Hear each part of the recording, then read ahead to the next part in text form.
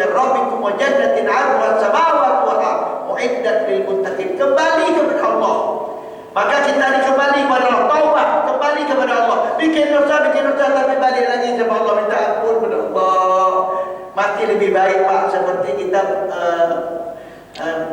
kerja berkeringat lalu mandi, kemudian berkeringat lagi, mandi lagi, berkeringat lagi, mandi lagi, itu bagus. Ada juga orang bilang begini, apa tu? Bikin dosa, tobat, bikin dosa, tobat. Itu namanya tobat sambal. Tobat. Oh, golok. Masih lumayan Pak, buat dosa, tobat lagi daripada bikin dosa enggak tobat. Sama kayak mandi tadi Pak. Ada orang bilang, itu si goyo benda mana ni? Jangan mandi, bentar mandi, kerja lagi, mandi lagi. Nanti aja mandi sekali waktu mandi mayat. Boleh tak? Ya, dah baru saya ya. Waktu memandang mayat, itu dah selesai. Tak begitu saya kira. Maka kalaupun kita berbuat dosa, kembali cepat-cepat kepada Allah. Kembali kepada Allah. Jadi jemaah, saya tutup ceramah ini dengan sebuah ungkapan begini. Taubat itu adalah sesuatu yang paling disukai oleh Allah. Orang yang bertaubat itu orang yang dicintai oleh Allah Subhanahu wa taala. Umpamanya orang bertaubat itu seperti bapak yang suka pelihara burung, kan? Pelihara burung, saya kali sama burung buat. Saya tiba-tiba tak macam mana lalai sikit, namanya juga lalai. Terbuka pintunya, kita lagi kerja-kerja yang lain atau ambil umpan, burung kesayangan kita tadi terbang. Dan burungnya ini harganya mahal, 14 juta. Tetangga saya Pak, sampai rumah saya beli burung 14 juta ya. Masya Allah, pemerintah. Kalau yang 14 juta itu tiba-tiba terbang hilang, kayak mana Pak? Ya, maka bapak pun susah. Bukan bapak saja susah, ibu pun susah juga. Waktu ditanya sama kita, sama bapak, kenapa susah hari Pak? Burung bapak sudah terbang, burung bapak sudah hilang. Maka ibu pun sedih.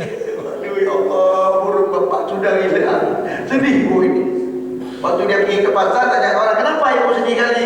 Apalah tadi burung bapak sudah hilang. Ya Allah Tuhan, kok bisa Bu? Itulah tadi bapak lalai kali. Kaji-kaji umpan lalai, terbang burung. Burung bapak sudah hilang. Bapak susah, istri bapak pun susah. Tapi entah 2 hari kemudian burung itu datang balik. Masuk balik ke kandang. Macam mana perasaan kita yang punya burung yang sudah hilang dan dia kembali lagi ke kandangnya? Gimana Pak? Senangnya luar biasa. Alhamdulillah. Istri pun nanya, kenapa Pak senang kali? Alhamdulillah burung bapak sudah pulang. Alhamdulillah burung bapak sudah pulang. Pergi lagi ke tetangganya belajar. Ibu, kau nampak mukanya ceria kali. Alhamdulillah Bu, burung bapak sudah pulang. Senang kali Pak, senang. Kenapa burung yang sudah pulang? Rupanya Allah Ta'ala kayak gitu juga. Ketika hambanya jauh darinya, Allah sedih. Kenapa tak datang ke rumahku untuk berdoa kepadaku? Kenapa kau tidak bersujud kepadaku? Tetapi waktu sudah pergi kemana-mana itu, balik lagi ke masjid, balik lagi berindah Allah senang. Alhamdulillah, luar biasa hambaku ini. Dia telah kembali lagi kepadaku. Maka taubat itu adalah kembali kepada Allah Subhanahu wa taala. Kata Ar-Raji, sidang jamaah yang dimuliakan Allah, Ramadan ini adalah salah satu cara kita kembali kepada Allah di Ramadan. Makanya kita dibanyak-banyakkan untuk berzikir, dibanyak-banyakkan kita berpuasa di bulan Ramadan, dibanyak-banyakkan kita sholat, dibanyak-banyakkan kita baca Al-Quran. Untuk Al-Quran Pak, saya mau sampaikan sedikit ini. Hati-hati kalau kita tidak baca Quran. Misalnya dalam 1 hari tidak ada baca Quran sekali, itu hati-hati Pak. Kenapa? Ketika orang tidak mau membaca Al-Quran, itu tandanya Allah tidak mau bicara sama dia. Ya, kita pikir tentang kita akan baca Al-Quran. Oh, saya ini tak baca Quran, tak apa. Tak apa, tapi Allah tak mau bicara sama engkau. Tak mau Allah bicara. Kalau Allah mau bicara sama dia, diberinya hidayah kita untuk bisa baca Quran. Makanya kalau kita tak baca Quran 1 hari, kita perlu bertanya, apa Allah tak sayang lagi sama saya? Dibiarnya saya tak baca Quran, Allah tak mau lagi bicara sama saya. Pak, tak salah Allah. Bapak kalau ibu istri Ini bapak nak mau lagi bicara sama bapak gimana tu? Tak pegahnya. Gimana sebenarnya? Nah, pokoknya apa tak ada buka puasa. Enak tak? Malam Jumat kalau kemarin. Gimana dek? Gimana dia tak? Hana tahu apa? Gimana kira-kira? Itu baru istri kita. Bagaimana kalau pimpinan kita ngomong dia apa? Lebih sedih lagi kita. Bagaimana kalau Allah Ta'ala tidak mau bicara sama kita? Lebih dahsyat. Maka usahakan satu hari itu tabur ayat paling dulu benar jangan. Allah apa banyak kali Bismillahirrahmanirrahim alif lam mim surah baca aja sih. Pokoknya benar jangan. Kenapa? Baca Quran itu sama dengan kita bicara dengan Allah. Sama dengan Allah bicara sama kita. Kenapa? Ketika kita baca Al-Quran, Allah berfirman, Allah berkata, seolah-olah Allah bilang kepada kita, wahai orang-orang yang beriman, berpuasalah kamu. Seolah-olah Allah bilang, puasa ya, kalau kau beriman kepadaku, puasa. Dan puasa ini bukan untuk kamu aja, orang sebelum kamu juga berpuasa, biar bikin hedan berpuasa, lebih Allah. Nabi Isa berpuasa, Nabi Yahya berpuasa, nggak makan, nggak minum, nggak bicara.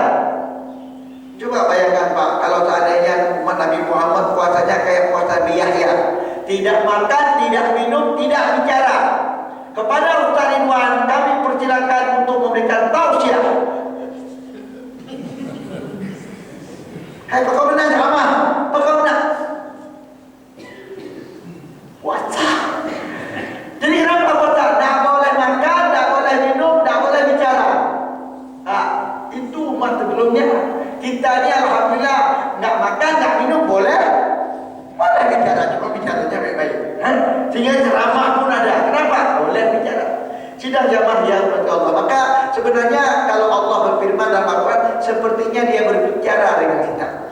Wa idza sa'alaka 'ibadi 'anni fa inni qarib ujibu da'watad da'i idza da'an falyastajibu li wal yu'minu bi la'allahum yarshudun. Ayat ini sangat romantis, ayat romantis. Ya Muhammad, kalau ada hamba-hambaku bertanya kepadamu tentang aku, bilang aku ini sangat dekat. Aku dekat kali sama mereka. Dan silakan mereka meminta apa saja kepadaku, aku akan kabulkan. Bagaimana Pak kalau Allah bicara sama kita? Lelaki, pun apa masalah? Pokoknya lagi yang kau minta lah. Itu masalah. Apa masalah? Apa masalah? Makanya sebenarnya Pak solat kita ini bukan kepentingan Allah, solat kepentingan kita. Maka di solat mintalah sesuatu yang kita berhajat sekali kepada Allah. Terutama waktu sujud terakhir atau duduk di antara dua sujud. Duduk di antara dua sujud itu sebuah pertemuan yang sangat indah. Di mana kita membaca, Ustaz baca aja duduk antara sujud. Duduk antara dua sujud.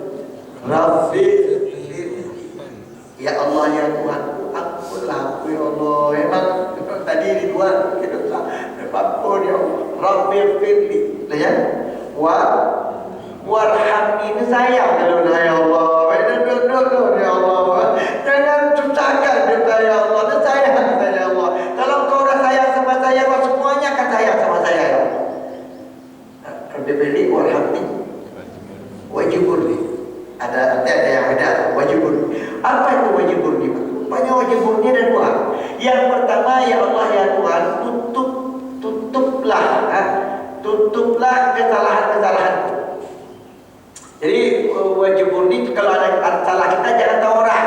Itulah. Jangan aib kita diketahui oleh orang. Tutup ya Allah, jangan tahu orang lain ya Allah. Istri pun tak boleh tahu, karena kau tahu dia marah sama kita. Nah, kemudian yang kedua maknanya adalah cukupkan ya Allah.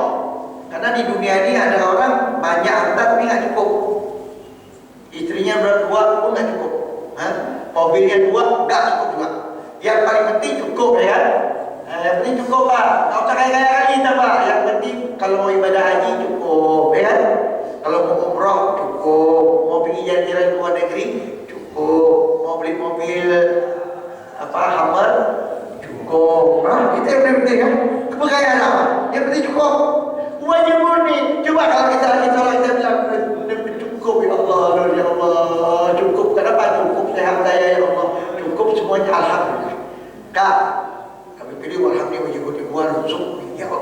saya rezeki ya Allah. Ini subuh ya Allah, saya mau bekerja, mau mencari rezekimu ya Allah. Tunjukkan ya Allah. Kasih tahu sama rezeki saya ada di sini ya Allah, biar dia datang kepada saya. Atau tunjukkan kepada saya di mana rezeki saya, biar saya datang mengambilnya ya Allah. Sebenarnya rezeki itu sudah siapkan oleh Allah Subhanahu Wa Taala, cuma dipertemukan aja sama kita kapan. Macam ikan sudah ada di laut, nelayan tinggal pergi aja ke laut ambil rezekinya yang sudah disiapkan oleh Allah Subhanahu Wa Taala. Maka kita berdoa kepada Allah, warzuqni ya Allah, beri aku rezeki ya Allah. Lainnya apa? Warzuqni, warfa'ni. Apa itu warfa'ni? Angkat derajatku ya Allah. Kenapa dia angkat derajat? Angkat derajatku ya Allah. Jangan sama istri pun kadang-kadang Pak, ada orang Pak sama istrinya di penjual dia no. Alah Pak ni mulut tu. Istri Pak tolak kepada suaminya ada gitu. Tolak gitu kan. Kenapa? Istrinya enggak hormat sama dia, enggak warfa, enggak diangkat oleh Allah.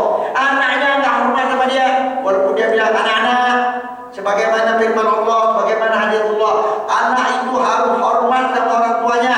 Coba balik semuanya. Hormat, gerak. Anak hormat dia dari Allah. Kenapa enggak hormat? Karena kita tu enggak mulia di mata anak kita tu, kita enggak mulia. Di bawahan kita enggak mulia. Maka kita minta kepada Allah, warfa'ni ya Allah, angkat saya ya Allah, angkat saya ke posisi yang lebih tinggi ya Allah. Warfa'ni. Sampai curang kali warfa'ni. Jadi warfa'ni warfa'ni. Wahdini. Apa itu wahdini? Kasih saya jalan keluar ya Allah, supaya tak mendapat ya Allah. Tiba-tiba ada ini. Jual bakwan. Ada ini. Di mana datangnya? Hidayah Allah. Diberi oleh Allah petunjuk kepada kita untuk menyelesaikan masalah kita.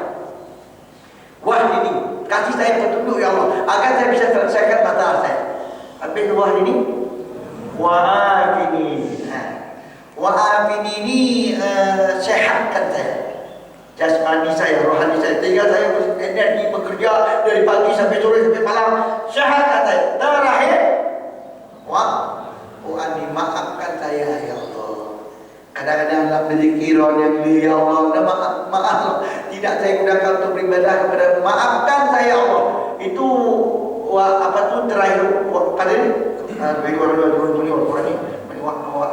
wa'ani itu kalau menurut tafsir dikatakan, kan kalau kita ada buat tulisan kemudian kita habis tipu kan masih ada bekasnya kan, itu belum wa'ani. Tapi kalau sudah ada coret-coret kemudian di amplas kemudian dicek balik, tak nampak lagi yang lama itu namanya sudah mendapat keampunan dari Allah. Jadi tak ada bekas lagi ya. Allah hapuskan semua kesalahan kita. Sidang jemaah yang dimuliakan oleh Allah Subhanahu Wa Taala, mudah-mudahan Allah beri kekuatan kepada kita untuk tidak terus berbuat dosa. Kalaupun berbuat dosa, mudah-mudahan Allah beri hidayah kepada kita.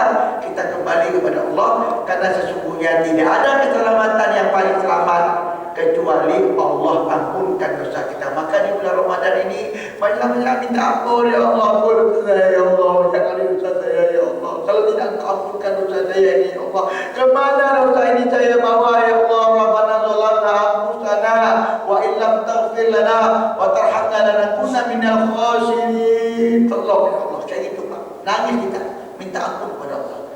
Ada juga orang minta ampun tapi enggak serius. Ya Allah ya Tuhanku, saya betul-betul mengakui banyak dosa, banyak salah saya. Selop-selop di masjid pun kadang-kadang saya curi. Saya cuma mengamalkan takbilah, ambillah yang baik-baik, tinggalkanlah yang buruk-buruk.